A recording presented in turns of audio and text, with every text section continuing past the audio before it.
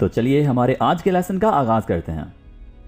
दोस्तों, इंसानों की मूंछों को मस्टैश बोला जाता है, जबकि जानवरों की मूंछों को विस्कर्स बोला जाता है। क्या बोलेंगे? Whiskers, whiskers. पाए की इंग्लिश होगी ट्रॉटर्स, ट्रॉटर्स। हाथी की सूंड को हम इंग्लिश में कहते हैं ट्रंक, ट्रंक। लंबे नोकीले दांत, जैसे आपको ये हाथी के लंबे नोकीले दांत नजर आ रहे हैं, इनको हम बोलते हैं टस्क, टस्क। हिरनी के सींग की शाखें इंग्लिश में कहलाती हैं एंटलर्स, एंटलर्स, एंटलर्स। पंजे को इंग्लिश में क्लॉ बोला जाता है, क्लॉ, क्लॉ। खुर को हम इंग्लिश में बोलेंगे क्लॉवन हूफ, क्लॉवन हूफ। जानवर की खाल को इंग्लिश में कहते हैं एनिमल कोट, एनिमल कोट। अंदरूनी कंकाल यानी पिंजर को हम इंग्लिश में कहेंगे एंडोस्केलेटन, एंडोस्केलेटन। घोड़े के टखने को हम इंग्लिश में कहते हैं फैटलॉक, फैटलॉक। मछली के पर को इंग्लिश में कहेंगे फ्लिपर, फ्लिपर। मुलायम को हम इंग्लिश में कहते हैं फ्लफी, फ्लफी। अगला पांव इंग्लिश में कहलाता है फोरफुट, फोरफुट। अगली टांग को इंग्लिश में कहेंगे फोरलेग, फोरलेग। सामने के बालों को इंग्लिश में कहते हैं फोरलॉक। फोरलॉक के लिए आमतौर पर एक वर्ड यूज किया जाता है जो कि है लिटें। हम कहते हैं इसने लिटें रखी हुई हैं, यानी सामने के बाल रखे हुए हैं। ओके। जानवर की बाल वाली खाल को हम इंग्लिश में कहेंगे फर, फर। जो बिल्कुल नरमो मुलायम होती है उसको हम बोलते हैं फर। मोटी खाल वाले जानवरों को हम इंग्लिश में कहेंगे फरी एनिमल्स, फरी एनिमल्स। गर्दन के गिर्द जो पंख होते हैं जैसे मुर्गों के होते हैं उनको हम कहते हैं हैकल्स, हैकल्स। जानवरों की खाल इंग्लिश में कहलाती है हाइड, हाइड। जानवर का कूला और ये जो जितना भी पिछला हिस्सा होता है जानवर का इंक्लूडिंग द लेग्स, इसको हम बोलते हैं हैंड क्वार्टर्स, हैंड क्वार्टर्स।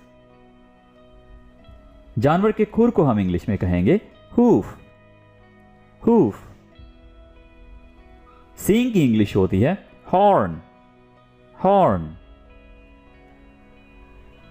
गोल उभार जैसे ये ऊंट का आपको नजर आ रहा है, इसको हम बोलते हैं हम्प, हम्प, हम्प। जबड़े की इंग्लिश होगी जॉ, जॉ।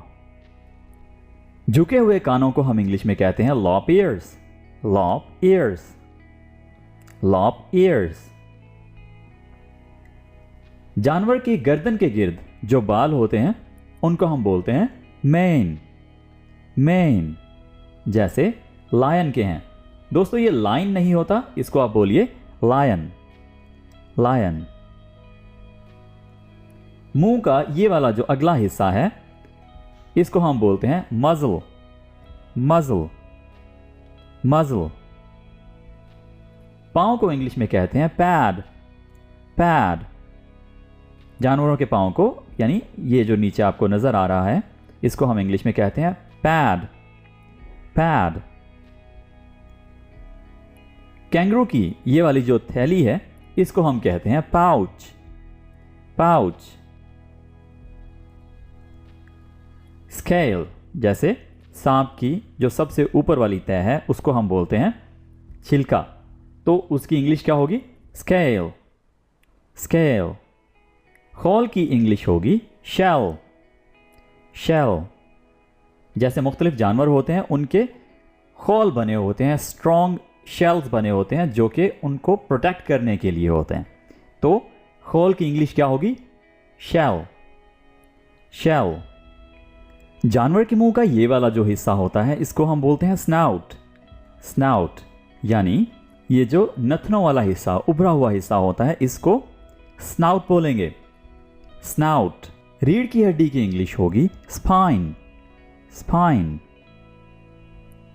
पूंछ को इंग्लिश में बोला जाता है टेल। टेल। थन को इंग्लिश में कहेंगे टीट। टीट। पेट के निचले हिस्से को हम इंग्लिश में बोलते हैं अंडरबेली।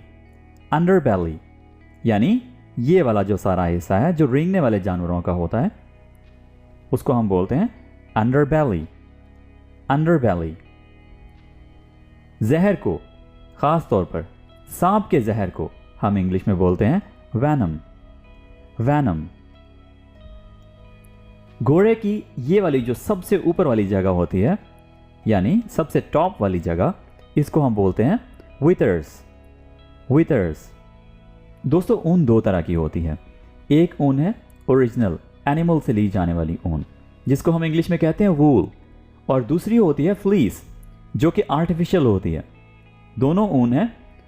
एक फ्लीस के कोट बनाए जाते हैं, जैकेट्स बनाई जाती हैं, और वूल के भी कोट जैकेट्स वगैरह बनाए जाते हैं। ओके, तो दोस्तों ये थी हमारी वीडियो पार्ट्स ऑफ एनिमल्स पर। आई होप आपको ये वीडियो काफ़ी अच्छी लगी होगी और काफ़ी कुछ सीखने को मिला होगा आपको। ये वीडियो चंद मिनट्स की थी लेकिन इसमें आपने काफ़ी कुछ सीख लिया, काफ़ी सारे वर्ड सीख लिए। हमने इस पर काफ़ी ज़्यादा रिसर्च की है और बहुत मेहनत से आपके लिए ये वीडियो बनाई है। दोस्तों तक ज़रूर पहुंचाइए, दोस्तों के साथ ज़रूर शेयर कीजिए, उन दोस्तों के साथ ख़ास तौर पर जो इंग्लिश लर्निंग करना चाह रहे हैं, जो इंग्लिश सीखना चाहते हैं। तो thank you very much for watching this video. We'll be talking in our next video very soon. Take care. Bye for now.